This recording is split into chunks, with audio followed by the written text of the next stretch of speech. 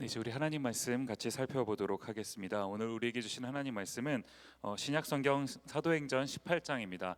사도행전 18장 1절부터 11절까지 말씀 같이 살펴보도록 하겠습니다. 사도행전 18장 1절부터 11절까지 말씀. 성경책이 있으신 분들은 이렇게 펴셔서 찾으셨으면 좋겠고요. 혹시 없으신 분들은 앞에 스크린을 보시면서 저와 여러분이 한 절씩 교독해서 읽도록 하겠습니다. 제가 먼저 읽겠습니다. 그 후에 바울이 아덴을 떠나 고린도에 이르러 아굴라라는 본도에서 난 유대인 한 사람을 만나니 클라우디오가 모든 유대인을 명하여 로마에서 떠나라 한 고로 그가 그 안에 브리스길라와 함께 이달리아로부터 새로운지라. 바울이 그들에게 가매 생업이 같으므로 함께 살며 일을 하니 그 생업은 천막을 만드는 것이더라. 안식일마다 바울이 회당에서 강론하고 유대인과 헬라인을 권면하니라. 실라와 디모데가 마게도냐로부터 내려오매 바울이 하나님의 말씀에 붙잡혀 유대인들에게 예수는 그리스도라 밝히 증언하니 그들이 대적하여 비방하거늘 바울이 옷을 털면서 이르되 너희 피가 너희 머리로 돌아갈 것이요 나는 깨끗하니라. 이후에는 이방인에게로 가리라 하고 거기서 옮겨 하나님을 경외하는 디도 유스도라 하는 사람의 집에 들어가니 그 집은 회당 옆이라. 또 회당장 그리스보가 온 지방과 더불어 주를 믿음에 수많은 고린도 사람도 듣고 믿어 세례를 받더라. 밤에 주께서 환상 가운데 바울에게 말씀하시되 두려워하지 말며 침묵하지 말고 말하라. 내가 너와 함께 있음에 어떤 사람도 너를 대적하여 해롭게 할 자가 없을 것이니 이는 이 성 중에 내 백성이 많음이라. 같이 읽겠습니다. 1년 6개월을 머물며 그들 가운데서 하나님의 말씀을 가르치니라. 아멘. 디모데에 오신 모든 분들을 환영하고 또 축복합니다. 우리 앞뒤좌우에 계신 분들하고 이렇게 한번 인사했으면 좋겠어요. 다시 기본으로 돌아갑시다. 우리 한 번 더 인사할 때는요, 오랜만이죠. 오랜만에 이렇게 한번 인사해 봅시다. 실천하는 크리스찬이 됩시다. 네, 실천하는 크리스찬이 되는 거요. 가장 기본을 실천하는 거 요즘 그 시국이지 않습니까? 가장 기본적인 것을 좀 실천하는 우리 크리스찬들이 되었으면 좋겠는데요. 가장 기본적인 거 요즘 시국에는 뭡니까? 기침할 때 입을 가리고 또 입을 또 손으로 가리면 안 되죠. 이게 손으로 가리면 안 되잖아요. 이렇게 해서 가리고 기침하는 거. 또 뭡니까? 손 씻는 거. 교회 도착하자마자 손 씻으신 분? 절반도 안 돼요. 예배당 들어오자마자 손 씻으신 분? 들어오기 전에? 들어오자마자는 손 씻을 수가 없으니까. 일단 예배당 끝나고 나가자마자 목장 성경공 가기 전에 손 씻으시고요. 또 라이드 타기 전에 손 씻으시고 손이 닳도록 씻는 겁니다. 그래도 안 닳거든요. 손 계속 씻으시고 우리 교회에서도 또 손 세정제도 준비해 놨어요. 저기 사무실이랑 여기 본당이죠. 이게 앞에 로비에 그 테이블 위에 손 세정제 이제 구비해 놓았으니까요. 그런 거 아끼지 마시고 이게 뭐 낭비해서는 안 되겠지만 충분히 쓰셔서 여러분 손을 달고 다를 때까지 씻으시는 여러분 되셨으면 좋겠어요. 그또 뭡니까? 우리 음식 먹을 때도 조심해야겠죠. 옆에 있는 사람들과 이제 좀 섞이지 않도록 이렇게 나눠서 이렇게 따로 먹는 거. 또 뭐겠습니까? 목장 모임 할 때나 또 라이드 그 밀폐된 차 공간 안에 탔는데 운전하는 사람이 이렇게 열심히 운전하고 있는데 뒤에서 H 하면은 마음이 무거워지잖아요. 그러니까 여러분 잘 이렇게 배려해 주시고 손 꼭 닦고 하시고 작은 거에 좀 상대방을 배려할 수 있는 그런 우리가 되었으면 좋겠어요. 지금 한국에서 여러분 뭐 기사 다 보셔서 아시겠지만 그 신천지라는 그 어떤 그 이단 종파 때문에 난리가 난 거 아니겠습니까?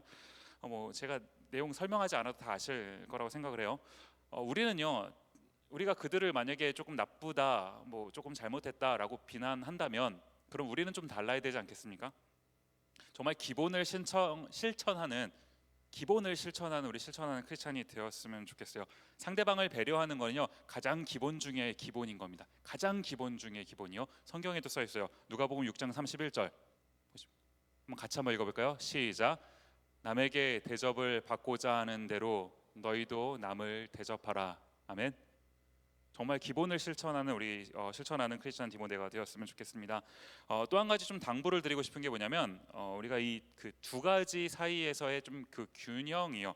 뭐냐면 이 그 신종 코로나 바이러스가 참 중대한 일이 되어 버렸어요. 그렇죠? 참 중요한 일이다 보니까 우리가 조심을 해야 됩니다. 굉장히 조심을 해야겠죠.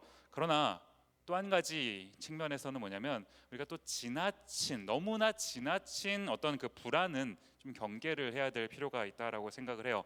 저희 집에 이제 애들이 이제 하나는 초등학생 1학년이고 하나는 이제 프리스쿨 다니고 있는데 애들 다니는 학교에서도 뭐 이런 게 이제 좀 있다 정도의 어떤 이메일만 왔지 심각하다 뭐 이런 식의 아직 그런 공고가 날라오지는 않았어요. 그러니까 너무 여러분 너무 앞서서 불안에 떨지 않으셨으면 좋겠고 저희도 교회 차원에서 혹시나 행여 여러분에게 어떤 그 알려드려야 할 내용이 있다면 빨리 알려드리도록 하겠습니다. 결정 사항 있으면 빨리 알려드리도록 할 테니까 여러분 너무 서둘러서 또 이럴 때 또 갑자기 서두르잖아요. 너무 서둘러서 걱정하지 마시고 이 일을 위해서 우리 크리스찬으로서 해야 될 일 같이 기도해 주셨으면 좋겠습니다. 이제 오늘 본론으로 돌아와서 오늘은 이제 내가 너와 함께 있음에라는 제목으로 하나님의 말씀 같이 여러분과 함께 살펴보도록 하겠습니다. 아무래도 이 시국이 이렇다 보니까 이제 이 코로나 바이러스 얘기를 안 할 수가 없는데요. 이제 저도 뉴스를 이제 많이 보게 됩니다. 뭐 우리가 살고 있는 이 미국 뉴스도 아무래도 이제 우리가 살고 있으니까 이제 관심 있게 좀 봐야 되는 부분이 있는 것 같고 또 그러는가 하면 이제 우리 그 고국이죠. 그 한국 요즘 워낙 난리잖아요. 그래서 이제 저도 막 이렇게 뉴스도 신문도 이렇게 찾아서 기사도 검색해서 이제 보게 되는데요. 정말로 수많은 이제 기사들이 쏟아져 나옵니다. 그런데 그 기사들 중에서 제가 이제 한 주간 이렇게 좀 보다가 제 마음이 조금 이렇게 뭉클해지고 이게 조금 뭐랄까 마음에 어떤 그 잔잔한 감동이나 또 도전이 이렇게 생기는 이런 이제 기사들이 있었어요. 그 내용이 뭐냐 하니까 아마 보신 분 계실 텐데 그 요즘에 대구라고 하는 지역이 이제 좀 그 이슈가 되고 있지 않습니까? 이제 확진자가 많이 있다가 보니까 거기 대구에 이제 의료진들이 이제 많이 필요한 거예요. 사실 많이 필요하다라는 거 우리가 다 공감하고 알지만 정작 여러분이 그런 의료진이라고 한다면 가고 싶으시겠습니까? 어떻게 될지 모르는 상황이잖아요. 어떻게 될지 모르는 상황. 어떤 기사를 제가 이렇게 보니까 그 의사분인데 자기 딸이 가지 말라고 아빠 가지 말라고 붙잡는데 그런데 나는 가야 된다라고 이제 가셨다 이런 기사가 이렇게 나오더라고요. 제가 이렇게 그걸 보면서요. 요즘에요. 제가 이제 아침에 이제 출근을 하려고 나오려고 하면은 저희 집 둘째 딸이죠. 우리 조이가 꼭 저 이렇게 준비하고 있으면 와요. 샤워할 때부터 이렇게 같이 샤워하고 있으면 화장실에서 이렇게 기다리거든요. 같이 기다리다가 샤워 다 끝나면 이제 제가 옷을 입잖아요. 그러면은 이제는 와갖고 지가 옷을 골라줘요. 아빠 오늘은 이걸 입으라고. 오늘 이것도 조이가 골라준 옷을 제가 입고 온 거거든요. 좀 안 맞나요? 그냥 골라주면 어쩔 수 없어요. 입을 수밖에 없어요. 지가 딱 골라주는데 어떡합니까? 그런 딸내미가 딱 집에 있는데 여러분 생각을 해보십시오. 우리 조이가 이렇게 매일 이러고 있는데 걔를 내일부터 못 봐요. 그런데 내가 거기를 갈 수 있겠나? 쉽게 갈 수 있겠나? 이게 사실 말이 쉽지 굉장히 어려운 그런 상황 아니겠습니까? 또 어떤 기사를 보니까요. 이제 이런 그 도움의 손길들이 이제 대구로 막 모여요. 이제 오다 보니까 그 의료진들 뭐 이런 분들이 이제 머무실 곳이 필요하잖아요. 근데 이제 이 코로나 바이러스가 우리가 잘 아는 것처럼 그 전염병이다가 보니까 이제 사람들이 무슨 2인 1실 이게 안 되잖아요. 이게 옮으면 어떡합니까? 그러니까 독방을 쓸 수밖에 없는 거예요. 그런데 그 수많은 몇백 명 되는 사람들이 이제 독방으로 머물려면 얼마나 많은 사실 숙소가 필요하겠어요. 이런 상황에서 어떤 이제 숙박업을 하시는 분이 자신이 운영하고 있는 시설을 그냥 다 통째로 문을 닫고 그분들을 위해서 이제 개방을 한 겁니다. 그분들이 머물고 충분히 그 일을 하시다가 가시도록. 상상을 해보십시오. 하룻밤에 얼만데. 그리고 그분들이 가면 겉모양은 깨끗할지 몰라도 어떤 바이러스가 어떻게 있을 줄 압니까? 그런데 그냥 자기의 시설을 다 오픈하고 여기다가 편히 머물고 가십시오. 무료로 그것을 제공해 주시는 분들이요. 그러는가 하면 사실 제가 신문 기사를 통해서는 아마 처음 본 것 같아요. 이런 내용은 처음 본 것 같은데, 이제 대구라는 지역이 지금 요즘에 이 코로나 때문에 사람들이 이제 거의 다니지를 않는데요. 뭐 대구 저 사실 가본 적이 별로 거의 없는 것 같아요. 지나가면서 잠깐 들러본 적은 있어도 뭐 동성로 뭐 이런 데 유명한 데 뭐 있다고 하는데, 뭐 사람들이 이제 많이 다들 힘들겠지만 특별히 또 그 자영업 이렇게 조그만 이렇게 비즈니스를 하시는 그런 분들은 사실 참 쉽지가 않아요. 사람들이 다니질 않으니까 물건을 팔아야 되는데 사람들이 없는데 어떻게 물건을 팔겠습니까? 그렇다고 뭐 내가 내 맘대로 뭐 이렇게 쉴 수도 없는 거고, 내가 쉰다고 해도 이 가게는 계속 유지가 될 거고, 그러면 세를 내야 되잖아요. 이제 가게 세를 내야 되니까 신문에 났어요. 어떤 분이 아마 그 건물주의 아드님이셨던 것 같아요. 이제 상황이 이렇게 돌아가다 보니까 이런 얘기를 했다는 거예요. 우리가 이제 상황이 이렇게 어려운데 우리만 잘 먹고 잘 살아서는 되겠습니까? 그리고 우리도 좀 이런 어려움에 같이 좀 동참을 해야 되지 않겠냐라고 하면서 그 건물주이신 자기의 부모님을 이제 좀 설득을 한 거죠. 그 부모님도 그 아드님의 이제 이런 제안에 참 멋진 결정을 하신 게, 사실 말이 멋지다라고 하지만 사실 쉬운 일은 아니었던 것 같아요. 근데 너무 좋은 생각이라고, 너의 생각이 너무 좋다고, 그렇게 해서 이제 그 건물 한 건물에 제가 얼핏 기억에 한 5개인가 이제 매장이 있었다라고 제가 들었던 것 같은데, 한 달치 월세를 받지 않겠다. 5군데 가게 전체요. 비즈니스 해보신 분들 아실 거예요. 한 달치 월세가 얼마인지. 얼마예요? 비싸요. 굉장히 비싸요. 굉장히 비싼데 그걸 5집에서 안 받으면 얼마나 타격이 있겠습니까? 건물이 굉장히 많아서 한 채쯤은 안 받아도 되는 그런 집이 아니더라고요. 그런데 그런 결정을 하셨다라는 겁니다. 이번 달은 월세 내지 않으셔도 되니까 편안하게 문 닫으시고 집에서 좀 쉬시면서 이렇게 좀 하셨으면 좋겠다. 제가요 한 주간 이제 여러 기사를 이렇게 보면서 뭐 제 나름대로 이렇게 좀 추리고 이렇게 하는데, 이제 이런 기사들을 몇 가지 이렇게 보는데 참 이렇게 눈물이 나더라고요. 물론요, 물론 다 이런 건 아닙니다. 이런 사람들이 소수 있고, 또 많은 분들은 또 이제 서로가 막 서로를 이렇게 의심의 눈초리로 바라보는 사람들도 있고요. 날카로워지기도 했고, 그렇다고 또 우리가 이런 사람들이 너무나 착하고 보기 좋아 보이니 다 이렇게 사십시오 라고 사실 강요할 수 있는 부분도 아니에요. 그런데 누군가는 지금 똑같이 우리가 어려움을 겪고 있는 상황 가운데서 나도 중요하지만 남도 중요하다, 뭡니까? 우리가 중요하다라는 사고방식을 갖고 있는 분이 계시다라는 것 아닙니까? 그것을 마음에 간직하고 이것을 실천하는 분들이 계시더라라는 거예요. 제가 오늘 이제 이런 관점에서 말씀을 이렇게 함께 좀 나눠보고 싶었던 건데요. 사실 오늘 좀 같이 살펴보고 싶은 주제가, 이따가 여러분 성경 공부 가서 보시면 알겠지만 좀 어려운 말입니다. 하나님의 경륜이라는 말이, 하나님의 경륜. 이 경륜이라는 말을 아마 처음 들어보신 분들도 계실 텐데 모르셔도 괜찮아요. 이 신학 용어라서 조금 어려운데 영어로 번역하면 이 경륜이라는 단어를 이제 영어로 하면 이코노미라고 번역을 할 수 있습니다. 이코노미, 여러분이 알고 계시는 그 이코노미 맞아요. 이코노미라는 말인데, 이 이코노미라는 말은요 헬라어에서 이제 이렇게 변형이 된 말입니다. 헬라어의 오이코노미아라는 말을 이제 이코노미라고 번역을 한 건데요. 이 오이코노미아라는 말의 뜻이 뭐냐니까, 이 오이코스라는 말하고 노모스라는 말이 이렇게 합쳐진 거예요. 오이코스라는 말은 집, 이렇게 우리 집이나 혹은 뭐 가정 이제 이런 걸 뜻하는 말이고, 이제 노모스라는 말은 뭐냐면 법 혹은 어떤 뭐 행정 뭐 이제 이런 말을 뜻하는 건데, 쉽게 말하면요 이거 합치면 이제 이런 겁니다. 이 오이코노미아는 어떤 뭐 가정의 법 혹은 어떤 가정의 행정 뭐 이렇게 이제 번역을 할 수 있는 그런 말 아니겠습니까? 그냥 뭐 어려운 말 다 차치하고요. 그냥 쉽게 말하면 그냥 가정을 꾸리는 겁니다. 살림 살아가는 거, 살림 살아가는 거요. 우리는요 어떤 그 목적이라고 하는 한 틀 안에서 이제 계획을 합니다. 계획을 하고 적절하게 배분도 하죠. 시간도 돈도요. 여러분 용돈 받으신 거 생각하시면 돼요. 한 달에 이제 한 번씩 여러분 뭐 한국에서 혹은 뭐 용돈을 받으신다고 한다면, 그 용돈을 여러분이 적절하게 큰 목적을 가지고 이번 한 달 내가 어떻게 써야지, 어떤 계획을 가져야지 분배하고 이렇게 나누고 하는 것 아니겠습니까? 마찬가지다라는 거예요.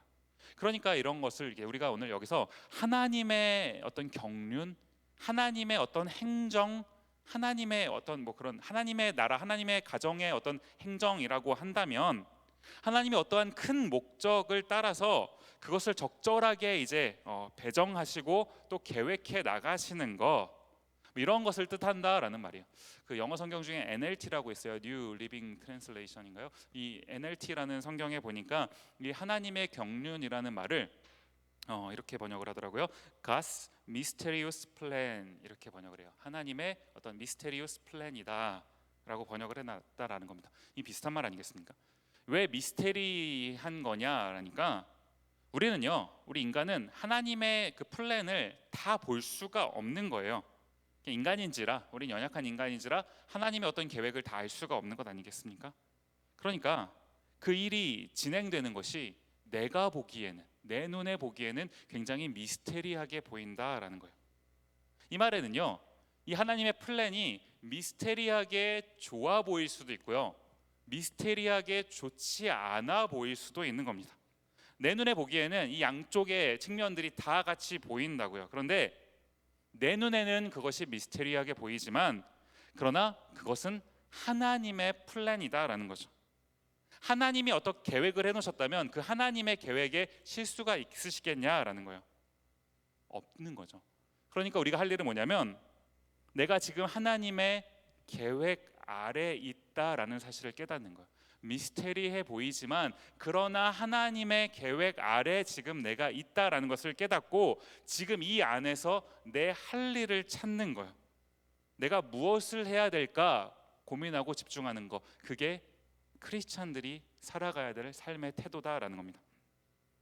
저는요, 이 그 대구에 가신 분들이요, 그 기사를 보니까 뭐 의사분들은 당연하거니와 간호사분들도 가셨고요, 심지어 그 병원의 행정직에서 근무하시는 분들도 가셨더라고요. 사실 이 전염병은 이렇게 막 기록하고 추적하고 하다 보면은 일선에서 치료하는 사람도 중요하지만 이것을 이렇게 기록하는 일도 굉장히 중요한 것 아니겠습니까? 거기가, 대구가 지금 내가 있어야 될 곳이다 라고 생각하고 가시는 분들이요, 그러는가 하면 또 그분들을 맞이해서 내가 손해를 보더라도 내 것을 그냥 이렇게 무료로 내어주시는 분들, 또 뭡니까, 뭐 그런 의료진들을 맞이하시는 건 아니지만 그냥 그 어려운 대구 살아가는 사람들, 어려우신 분들을 위해서 내가 일부러 손해를 봐서, 이 손해를 본다라는 말은요, 다른 측면에서 해석하면 뭐겠습니까? 내가 손해를 보는 만큼 상대방은 이득을 보는 거거든요. 내가 손해를 봐서 상대방을, 누군가가 이득을 볼 수 있다면 그 손해에 내가 동참할 수 있겠다. 글쎄요, 이분들이 크리스찬인지 그건 잘 모르겠어요. 그런데 제가 이것을 이렇게 보면서 한 가지 너무나 분명한 거, 우리가 크리스찬이라면 최소한 이분들만큼은 살아야 되지 않겠나 라는 생각을 해보게 되더라는 겁니다. 그분들이 크리스찬이라면 우리도 크리스찬이기에 그렇게 살아야 되는 것이고, 심지어 그분들이 크리스찬이 아니라면 크리스찬이 아니신 분들도 저렇게 살아가는데 크리스찬인 우리는 어떻게 살아야 될 것인가 고민해 봐야 되는 것 아니겠습니까? 제가 지난번 그 개강 수련회 때도 말씀을 사실 나눴었지만, 만약에 뭐 예수님이 그러셨다 이렇게 뭐 해버린다면 예수님이니까 그러셨지라고 우리가 해버릴 수 있겠어요? 그런데 이건 예수님이 하신 게 아니고요, 예수님을 믿는 사람들이 한, 예수님을 믿지 않았을 수도 있겠죠, 사람들이 한 일이거든요. 사람들이 한 일이라면, 실제로 그냥 우리처럼 살아가는 사람들이 한 일이라면 나도 그것을 할 수 있지 않겠나, 우리가 한번 도전을 받아봐야 되다라는 거예요. 제가 지금 이 말씀을 했다고 여러분 갑자기 오늘 비행기표 끊고 대구로 가시라는 거 아니에요? 가시지 마세요. 못 돌아올 수 있어요. 대구로 가자는 게 아니에요. 그분들은 거기에 할 일이 있는 거고, 우리는요, 지금 오늘 미네아폴리스에 살고 있는 우리는 이 하나님의 미스테리어스 플랜 아래서 지금의 나, 하나님이 지금 오늘 여기서 나를 살게 하셨다면, 여기까지 인도하신 하나님은 어떠한 이유 때문에 나를 여기까지 인도하셨고 지금 나를 여기 머물게 하고 계시고 앞으로는 나를 어디로 보내실 것인지 우리 한번 깊이 생각해 보자라는 거예요. 오늘 말씀 앞에서 한번 깊이 생각해 보자라는 겁니다. 오늘 본문이요, 이제 이런 말씀으로 시작을 합니다. 18장 1절 말씀 볼까요?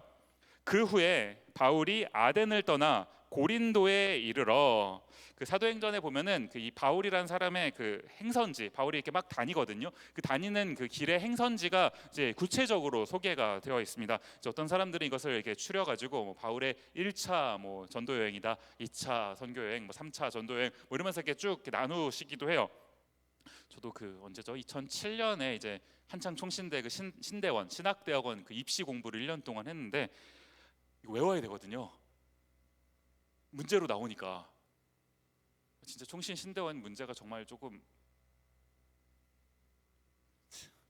정말 좀 거시기한 게, 제가 나온 학교를 함부로 이렇게 할 수는 없지만 진짜 못된 게요. 문제를 막 이상하게 내요. 막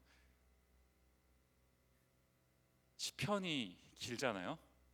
그 시편을 외워야 돼. 어디서 문제가 나올지 모르니까. 성경 전체에서 60문제가 나오거든요. 범위가 성경 한 권이야. 60문제가 나와요. 어디서 나올지 어떻게 알아요? 근데 중간에 있는 시편 이런 거 막 죽겠는 거죠. 무슨 시편, 무슨 뭐 다윗의 시편, 뭐 모세, 뭐 누구 시편, 뭐 예수님의 어떤 걸 오시는 걸 예비한 시편, 뭐 많아요. 열심히 다 외웠는데 문제 못 나갈게요. 시편은 총 몇 편인가? 몇 편이게요? 모르시죠? 네, 뭐 모를 수도 있죠. 이런 게 문제예요. 아무튼 그런데 그래서 이거 뭐 바울의 전도 여행, 자 아덴 다음에 간 곳은 어디인가? 나오면 맞춰야 되잖아요. 여러분 보시고 있죠? 지금 보시고 있죠? 맞춰야 될 거 아니에요. 이걸 외워야 되는데 다른 분들 정말 열심히 외우시거든요. 정말 막 미친 듯이 외우세요. 저는 과감하게 포기를 했던 기억이 있습니다. 뭔가 그냥 까짓거 뭐 틀리고 말지 뭐 이러면서 그러다가 떨어질 뻔했는데 등한 겨우 붙었어요. 은혜로 겨우 붙었죠. 그냥 저 스스로는 그 3등으로 붙었다고 생각을 하고 있어요. 수석과 차석과 3등부터는 공개를 안 하잖아요. 그래서 제가 3등인 거예요. 농담인데 아무튼 그 지난 이제 몇 주간 우리 함께 살펴봤던 이 바울의 여정, 여러분 기억나십니까? 바울이 이제 아시아로 가고 싶었는데 성령님이 막으셨죠. 그래서 이제 드로아라는 지역을 통해서 유럽으로 이제 가게 되는데, 유럽으로 건너가서 처음 갔던 것, 바울이 처음 갔던 지역 기억나세요? 루디아라고 하는 그 자색 옷감 장사했던 분이, 여자분이 계셨던 그곳 어디입니까? 어디? 빌립보죠. 빌립보로 갔다가 그 다음에 데살로니가로 가서 거기서 이제 유대인들이 막 바울 일행을 핍박하기 시작했죠. 그래서 그 다음 간 곳이 베레아. 간절한 마음으로 말씀을 받고 이것이 그러한가 상고했다. 기억나시죠? 베레아. 이 데살로니가에 있었던 유대인들이 베레아까지 쫓아와서 계속 괴롭히는 거예요. 그래서 바울이 못 견뎌가지고 빨리 이제 이 동료들과도 인사도 제대로 못한 채 먼저 빨리 가게 된 곳이 어디입니까? 아덴이죠. 아덴. 그 다음에 이제 고린도, 아덴은 아테네를 말해요. 아테네 다음에 이제 고린도에까지 오게 된 것이다라는 겁니다. 제가 이것을 이제 가만히 설교를 준비하면서 보니까요, 바울이 처음부터요 아시아로 가고 싶었거든요. 성령이 못 가게 했어요. 그리고서 이제 유럽으로 인도함을 받았죠. 유럽에서 들어와서 빌립보부터 시작해서 이 고린도까지 계속 성령의 인도하심을 받는 겁니다. 제가 굉장히 그럴싸하게 이렇게 성령의 인도하심을 받는다라고 표현을 했는데 반대로 얘기하면요, 자기가 가고 싶어서 간 곳이 한 곳도 없어요. 자기가 가고 싶어서 선택해서 간 곳이 없다고요. 그냥 가진 거예요. 가고 싶지 않았을 수도 있어요. 그냥 가진 거라고요. 나는 여기 왜 있는 걸까? 우리가 종종 하는 질문이죠. 나는 미네소타에 왜 있는 건가? 나는 여기 왜 있는 걸까? 나는 왜 감옥에 갇혀야 될까? 나는 왜 핍박을 받아야 되며, 나는 왜 가는 데마다 이 믿지 않는 사람들과 자꾸 이렇게 디스커스를 하고 토론을 해야 되고 왜 이래야 되는 것일까? 나는 왜 가는 곳마다 이러한 일들이 생기는가? 이게 지금 바울의 삶 아니었습니까? 그런데 제가 이 바울의 삶을요 조금 다른 각도에서 보니까요, 객관적으로 봤을 때는 자기가 하고 싶은 대로 한 건 없는 것 같아요.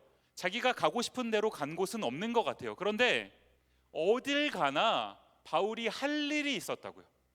가고 싶지 않았을 수도 있는데 어떻게 보면 강제적으로 끌려간 것 같은데, 그런데 가보니 거기에 바울이 할 일이 있었다라는 겁니다. 이게 하나님의 경륜이다라는 거예요. 하나님의 미스테리우스 플랜이다라는 겁니다. 하나님이 어떤 그 목적을 이루시기 위해서 여러분과 저를 이끌어 가시는 겁니다. 우리를 창조하신 하나님이요, 우리를 구원하신 하나님이, 우리 요즘 사순절 기간 지나고 있는데 예수님 십자가 우리 막 묵상하잖아요. 저렇게까지 해서 우리를 구원해 주셨는데, 이렇게 구원해 주신 하나님이 여러분과 저의 삶에 어떤 그런 구체적인 플랜이 없으시겠습니까? 그냥 만들어 놨으니, 구원해 줬으니 이제 니네가 알아서 살아라, 이렇게 하시겠습니까? 아니라고요. 세밀한 것까지 조정해 놓으시고 계획해 놓으신다고요. 그 계획 안에, 그 하나님의 플랜 안에 우리의 삶이 하나하나 인도함을 받고 있는 거라고요. 우리가 이것을 기억했으면 좋겠는 겁니다. 우리가 오늘 본문을 통해서 좀 두 가지를 좀 같이 살펴봤으면 좋겠는데요. 먼저는 우리가 지금 보고 있는 1절 말씀에서요, 그 후에 바울이 아덴을 떠나 고린도에 이르러, 고린도라는 지역이 등장하죠. 장소요. 첫 번째 우리가 같이 살펴보고 싶은 것은 장소인 겁니다. 장소. 하나님의 여러분과 저를 향한, 우리를 향한 그 계획 안에는 장소가 있다라는 거예요. 우리가 가야 할 어떤 장소요. 또 제가 가야 할 이랬다고 너무 또 가야 할에도 이렇게 너무 이렇게 집중하지 마시고, 머물러야 할 일 수도 있어요. 미네소타 머물러야 할 아멘? 아니라고요? 네. 하나님이 지혜자매를 통해 위에 계획해 놓으신 미네소타가 있을 수 있는 거예요. 아멘? 네. 우리를 위해 계획해 놓으신 어떤 장소가 있을 수 있다라는 겁니다. 아덴이 끝나면 그 다음에 고린도가 있는 거예요. 여러분, 미네소타가 끝나면 그 다음에 그 다음 장소가 있는 겁니다. 아멘? 어딘 줄 아시고 함부로 아멘 하세요? 그 다음 장소가 어딘 줄 알고.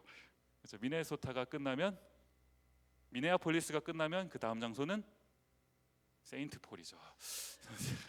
네, 뭐 그런 거예요. 그 세인클라우드에서 오신 자매님들 계시는데, 세인클라우드가 끝나면 이제 미네소타, 그다음 세인트폴, 뭐 이런 무슨 말인지 모르겠는데 아무튼 그래요. 중요한 거는요, 우리는 살면서 자꾸 다음 장소에 관심을 갖습니다. 이 다음은 어딜까? 내 다음, 요 다음은 어딜까? 내 다음 스텝은 어딜까? 그렇게 하다가 우리가 뭘 놓치냐면요, 오늘 내가 있는 이곳에서의 의미를 놓친다고요. 마치 이게 징검다리 같은 거거든요. 여러분, 징검다리 건너보신 적 있으세요? 저희 어렸을 때는 그래도 저희 집 앞에 개울이 있어서 이렇게 징검다리 건넜던 기억이 있는데, 여기도 그런 거 있나 모르겠네요. 미시시피 강에 징검다리는 없나? 징검다리 여러분 뭔지 아시죠? 이렇게 한 걸음 한 걸음 건너가는 다리요. 그 중간 스텝에 그 돌이 없으면요, 그 다음 스텝으로는 넘어갈 수가 없는 것 아니겠습니까? 이게 징검다리의 특징 아니겠어요? 그러니까 내가 지금 밟고 서 있는 이곳은요, 이런 의미에서 의미가 있는 곳이라고요. 내가 여기를 밟아야지만 그 다음 스텝으로 갈 수 있다라고요. 우리가 이것을 기억했으면 좋겠는 겁니다. 여러분이 서 계신 곳, 여러분이 머물고 숨쉬고 있는 이곳이 의미가 없는 곳이 아니에요. 의미가 있기 때문에 주님께서 밟게 하셨다라는 것이죠. 그러는가 하면 또 한 가지 좀 이 본문에서 살펴보고 싶은 것은 이어지는 2절 말씀인데요. 제가 읽을게요. 아굴라라는 본도에서 난 유대인 한 사람을 만나니 글라우디오가 모든 유대인을 명하여 로마에서 떠나라 한 고로 그가 그 안에 브리스길라와 함께 이달리아로부터 새로 온지라. 바울이 그들에게 가매. 지금 바울이 이제 고린도로 갔습니다. 아덴을 떠나서 고린도로 갔더니 가서 누구를 만나게 되는 거예요? 아굴라라고 하는 어떤 사람하고 브리스길라라고 하는, 이 브리스길라가 여자입니다. 이 부부를 만나게 돼요. 하나님이요, 우리를 어딘가로 보내실 때는 우리가 그곳에 가서 거기서 만나야 될 사람도 예비해 놓으신다라는 겁니다. 누구냐고요? 옆에를 보세요. 그분이에요. 여러분 옆에 보십시오. 그분이에요. 믿고 싶지 않지만 그분이에요. 믿기 싫어도 어쩔 수 없어요. 주님이 예비해 놓으신 분이 그분이에요. 지금 이 2절이요, 사실 길기는 하지만 긴 내용을 이렇게 짧게 요약을 해놓은 거거든요. 이 한 절 안에 굉장히 많은 내용이 사실 담겨져 있습니다. 무슨 말이냐 하니까 그 2절 중간에 여러분 보시면 그 글라우디오라는 이름이 등장을 해요. 이게 그 로마 황제거든요. 글라우디오 황제 때 이제 일이 하나 있었는데, 이제 무슨 일이 있었냐 하니까요, 제가 뭐 오늘 역사 시간 아니니까 굉장히 이 롱 스토리를 굉장히 숄트하게 한번 제가 이렇게 해보면, 그 뭐냐면 유대인들이 이제 이 로마에서 자꾸 뭔가 이렇게 로마를 시끄럽게 군 거예요. 시끄럽게 만드니까 이 황제 글라우디오가 유대인들 나가 이렇게 한 거예요. 유대인들 싹 다 나가 이렇게 해버린 겁니다. 자세한 내용은 네이버에 물어보시면 돼요. 유대인들 나가 이러니까 이 아굴라 브리스길라 부부도 이 글라우디오 칙령 때 부득불 이제 로마를 떠나게 된 거죠. 고린도로 와서 정착을 하게 된 겁니다. 3절 이어서 보니까요. 생업이 같음으로 함께 살며 일을 하니 그 생업은 천막을 만드는 것이더라. 생업이 같음으로 무슨 말입니까? 직업이 같았다라는 것 아닙니까? 그 직업이 뭐라고요? 천막을 만드는 일이었다라는 거예요. 제가 이제 좀 자료를 좀 찾아보다 보니까 이제 글라우디오가 그 칙령을 통해서 유대인들을 싹 다 내보냈어요. 이렇게 쫓겨 나온 유대인들이 상당한 수였다라고 해요. 당시 로마가 워낙 큰 도시였으니까 쫓겨났을 때 많은 사람들이 쫓아 나왔겠죠. 그 당시 그 고린도라는 지역은요, 꽤 큰 도시였습니다. 그러다 보니까 이제 로마에서 쫓겨나온 사람들의 다수가 이제 고린도에 정착을 하게도 됐는데, 이제 어떤 분들 이렇게 해석을 하시더라고요. 그 이분들이 이제 고린도에 탁 갑자기 어느 날 갑자기 정착하게 됐을 때, 우리 요즘에 그 신문 기사를 통해서 보잖아요. 그 뭐 중국 우한이나 뭐 한국의 그 대구나 이 아프신 분들, 이 코로나에 이제 확진되신 분들이 누워 계셔야 될, 진료를 받아야 될 어떤 그 병상이나 병동이, 그 병원이 필요한데 그게 이제 부족해서 막 임시로 막 만들고 그러잖아요. 요즘에 보니까 뭐 검사하는데도 뭐 드라이브 스루 뭐 이렇게 검사를 만들어서 하더라고요. 대단한 나라인 것 같기는 해요, 우리나라가. 어쨌든 막 이렇게 임시로 막 만들지 않습니까? 마찬가지로 로마에서 막 쫓겨나온 사람들이 이제 거주할 임시 거처가 막 필요했었던 것 아닐까라는 거예요. 그때 하나님께서 이 신기하게도 이 아굴라랑 브리스길라 부부가 천막을 만드는 일을 할 수 있었고, 그곳 고린도에서 그 일을 하면서 이제 그 사람들을 섬길 수 있는. 근데 또 신기하게도 바울도 이 천막을 만드는 일을 할 수 있었다라는 거예요. 그래서 서로가 되게 소문을 들었겠죠. 같이 만나서 함께 이 일을 이제 할 수 있었다라는 거. 그 옛날 노래 중에요, 이거 아시는 분들 계실지 모르겠는데, 우리 어떻게 알아요?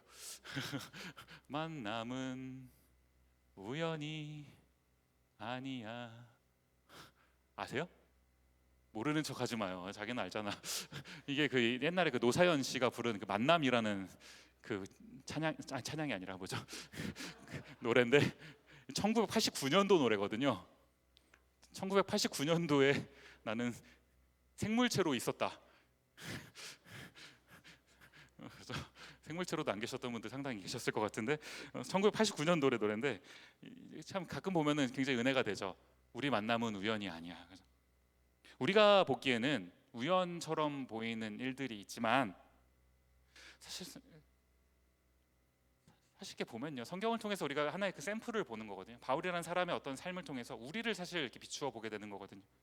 어떻게 때마침 이런 일들이, 글라우디오 이런 황제가 때마침 그런 일들을 해서 때마침 어떻게 고린도라는 지역에 같이 이 아굴라 부부랑 이 바울이 같이 만나게 되고, 또 때마침 어떻게 둘 다 같은 재능이 있어서 같은 일을 동종업계에 종사할 수 있는 그런 재능이 있어서 어떻게 이렇게 같이 때마침 만나게 되었을까? 참 신기한 것 같아요.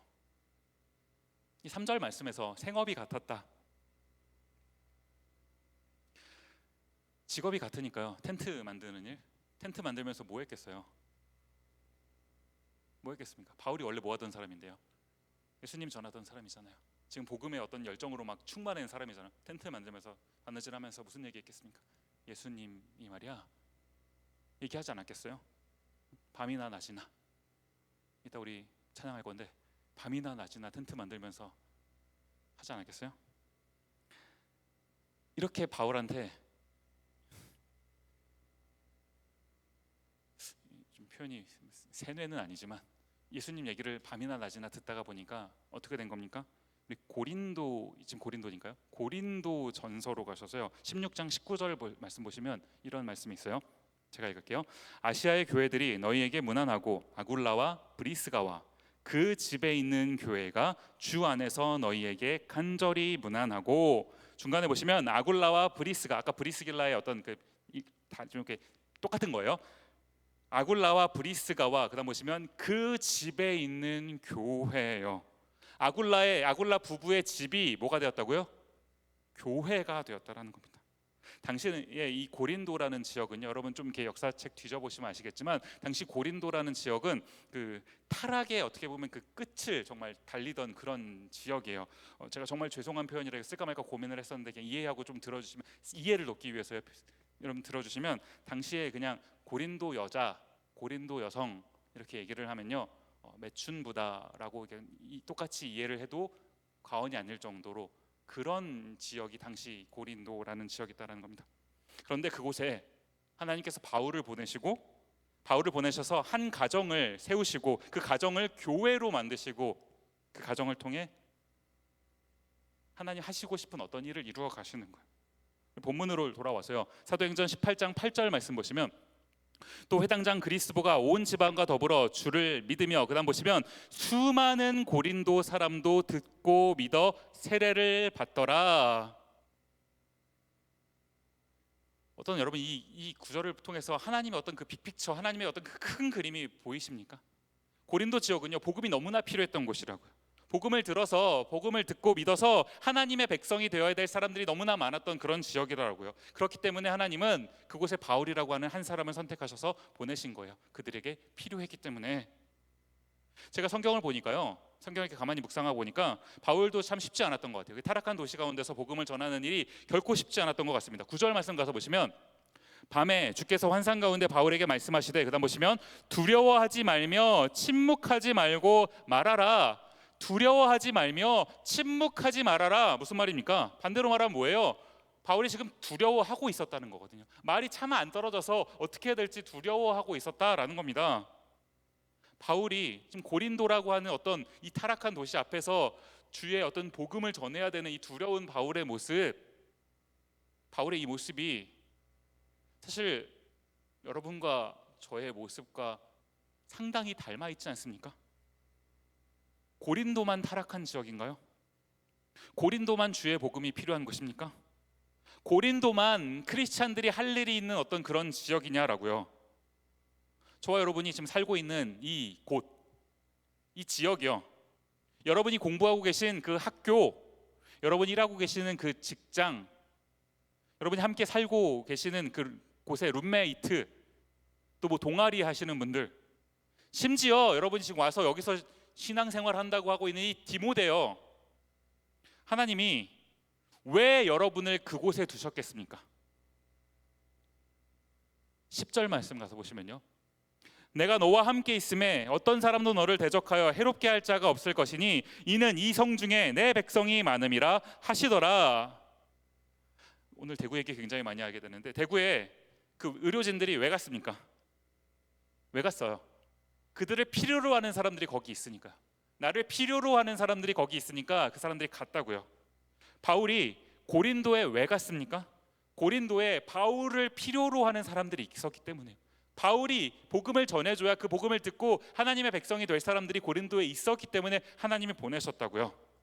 오늘 우리에게 이것을 적용하면요, 여러분이, 우리가 왜 이곳에 있어야 되는 겁니까? 어떤 이유에서 여러분이 지금 머물고 계시는 그곳에 있어야 되는 겁니까? 여러분이 공부를 하고 계시는데 왜 어떤 이유에서 그 공부를 하고 계셔야 되는 겁니까? 직장 생활하고 계시는 분 계시면 왜 어떤 이유에서 그 직장 생활을 하셔야 되는 겁니까? 우리는 어떤 이유에서 그 일을 감당하고 있는 거며, 반대로 우리는 어떻게 하나님께 쓰임을 받고 있는 겁니까? 우리가요, 이 하나님의 그 경륜, 이 mysterious plan, 그 하나님의 그 계획하심 아래서 우리가 이 세상을 살아가고 있는 이 이유와 의미가 무엇인지를 한번 깊이 생각해 봤으면 좋겠는 겁니다. 여러분, 두려워하지 마셔도 될 것 같아요. 그 이유가 무엇인지 지금 당장 깨닫지 못해도 너무 두려워하지 마십시오. 여러분이 지금 처한 환경이 썩 좋지 않아 보여도 그래도 너무 두려워하지 않으셨으면 좋겠어요. 여러분 지금 보고 계시는 10절 말씀이 저와 여러분에게 좀 위로의 말씀이 되었으면 좋겠는데요, 제가 다시 한번 읽으면, 내가 너와 함께 있음에, 내가 너와 함께 있음에 어떤 사람도 너를 대적하여 해롭게 할 자가 없을 것이니. 오늘 주님의 이 말씀을 우리 마음에 새기면서 하나님의 계획하심 가운데 우리가 있다라는 것을 기억했으면 좋겠어요. 오늘 이 찬양으로 함께 설교를 마무리했으면 좋겠는데요. 반주를 해주시고요. 이 찬양 함께 고백할 때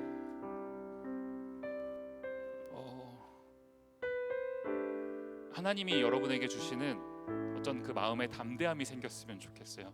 시국이 어수선하고, 사실 시국이 어수선한 것도 두렵고, 더 두려운 건 나의 이 다음 스텝이 어떻게 될지도 두렵고, 도대체가 하나도 좀 뭔가 안정적이지 않은 것 같아서 여기를 가도 저기를 가도 정신없는 이 하루하루. 그러나 주님 오늘 우리에게 분명히 말씀하십니다. 아무것도 두려워하지 말아라. 아무것도 두려워하지 말아라. 너의 눈에는 이 모든 것이 미스테리하게 보일지라도 거기에는 나의 세밀한 플랜이 있다. 두려워하지 말아라. 내가 너와 함께 할 것이다. 우리 주님의 이 음성을 여러분이 같이 들으셨으면 좋겠어요. 함께 찬양하며 나아가도록 하겠습니다. 함께 고백하십시다. 아무것도 두려워 말라. 아무것도 두려워 말라. 주 나의 하나님이, 주 나의 하나님이 지켜주시네. 놀라지 마라. 놀라지 마라. 겁내지 마라. 겁내지 마라. 주님 나를 지켜주시네. 우리 주님의 음성을 들으시면서 한 번 더 고백해 볼까요? 아무것도 두려워 말라. 아무것도 두려워 말라. 주 나의 하나님이, 주 나의 하나님이 지켜주시네. 놀라지 말라. 놀라지 마라. 겁내지 마라. 겁내지 마라. 주님 나를 지켜주시네. 주님 나를 지켜주시네. 내 맘이 힘에 겨워 지칠지라도, 내 맘이 힘에 겨워 지칠지라도 주님 나를 지켜주시네. 나를 지켜주시네. 여러분 이것을 믿으십니까? 세상의 험한 풍파, 세상의 험한 풍파 몰아칠 때도 주님 나를 지켜주시네.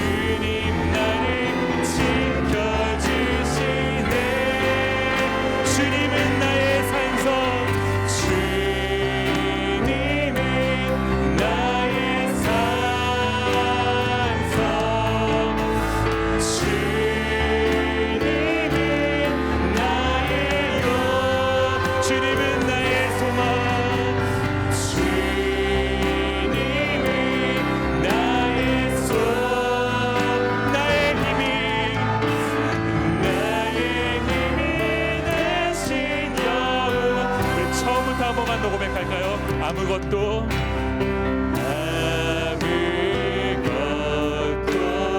두려워. 주 나의 하나님이, 주 나의 하나님. 우리 하나님의 음성을 들었으면 좋겠습니다. 놀라지 마라. 놀라지, 겁내지 마라. 겁내지 마라. 주님 나를 지켜주시네. 지켜주시네. 내 맘이 힘에 겨워 지칠지라도, 내 맘이 힘에 겨워 지칠지 주님 나를 지켜주시네. 나를 지켜주시네. 세상의 험한 풍파, 세상의 험한 풍파 몰아치. 우리 확신을 가지고요. 주님 나를 지켜주시네. 지켜주시네. 주님은 나의 산성, 주님은 나의 산, 주님은 나의 요새, 주님은 나의 용, 주님은 나의 소망,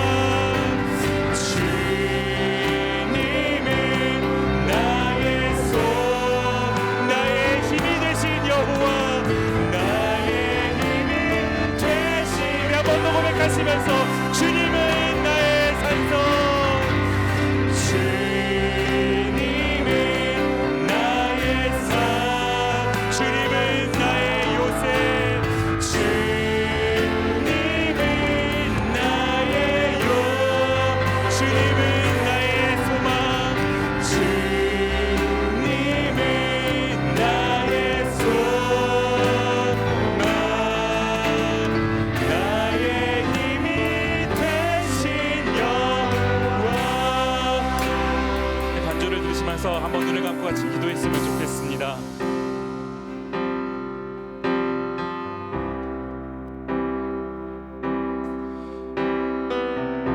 우리가 보기에는 도대체 이런 일들이 왜 일어나는지 이해할 수 없는 일들이 세상 가운데 또 나의 삶에 계속해서 일어납니다.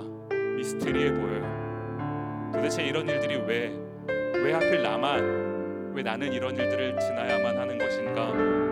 내 눈에 미스테리해 보여도 그건 내 눈인 것이지 하나님의 계획 아래는 세밀한 계획하심이 있다라는 것, 우리가 그것을 기억했으면 좋겠어요. 그 앞에서 두려워하지 않았으면 좋겠습니다.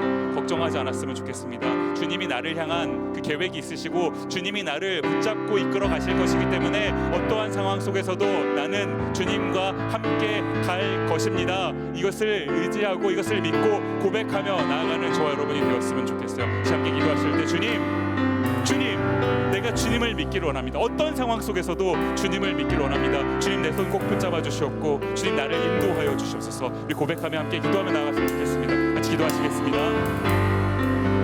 고마우신 아버지 하나님, 이 시간 나와서 주님 앞에 예배하는 주님의 자녀들 하나님 기억하여 주시옵소서. 아버지 하나님의 경륜 가운데, 주님의 그 미스터리어스 플랜 가운데 아버지 하나님께서 우리를 이끌어 가심을 우리가 고백하게 됩니다. 나의 삶 가운데서 하나님 어떠한 여정들을 주님께서 나를 아버지 하나님 가게 하시든지 그곳에 늘 하나님의 분명한 계획하심이 있음을 기억하며 한 걸음 한 걸음 나아가는 저와 아버지 하나님이 지원의 공동체 모든 지체들도 일 수 있도록 주여 역사하여 주시옵소서. 은혜를 베풀어 주시옵소서. 존귀하신 주 아버지 하나님 이들의 삶 가운데서 하나님의 계획하심을 믿고 나아가는 이들 되게 하여 주시옵소서. 지금 이 순간에 두렵고 떨림이 있을지라도 아버지 하나님께서 분명한 계획하심이 있음을 믿고 그것을 아버지 의지하며 나아가는 주님의 자녀들 되게 하여 주시옵소서. 은혜를 더하여 주시옵소서. 아버지 하나님의 도우심이 필요합니다. 하나님의 인도하심이 필요합니다. 이들을 통하여서 하나님의 놀라운 일들이 나타날 수 있도록 아버지 하나님 역사하여 주시옵소서. 은혜를 베풀어 주시옵소서. 아버지 하나님 우리 삶을 주님 앞에 드립니다. 주님 역사하여 주시고 은혜를 더하여 주시옵소서. 한 번만 더 같이 기도할 때는 이 신종 코로나 바이러스를 생각하며 기도했으면 좋겠습니다. 이것으로 인해서 어려움 당하고 있는 사람들이 많이 있고 한국, 중국, 또 미국에도 우리 가운데 어떠한 그 공포도 있고 두려움도 있고 실제로 많은 어려움을 당하고 있는 사람들이 있는데 하나님 치료하여 주옵소서. 치유하여 주시옵소서. 속히 이것들을 해결하여 주셔서 하나님 이 세상 가운데 하나님의 일하심이 드러나게 하시옵고 세상 사람들이 하나님의 일하심을 볼 수 있게 하옵소서. 한 번만 같이 합심해서 기도하는 시간 가졌으면 좋겠습니다. 같이 기도하겠습니다.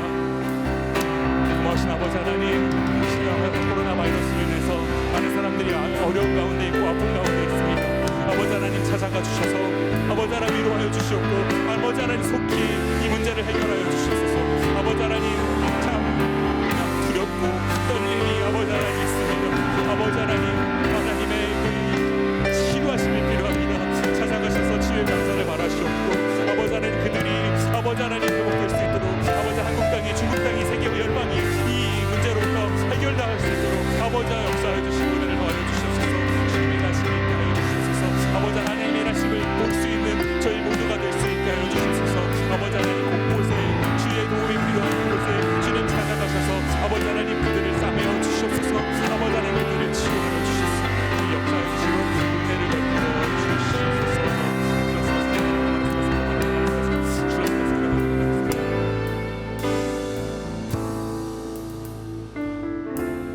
고마우신 아버지 하나님,